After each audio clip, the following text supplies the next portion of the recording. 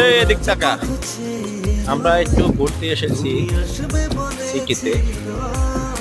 আমার ফ্রেন্ড ঘুরতে বের হয়েছি। এটা পার্ক, পার্কের ভিতরে আছি। বসার জায়গা করে বসার জায়গার অভাব নাই, সুন্দর সুন্দর বসার জায়গা, ঘোরার জায়গা, সিটি।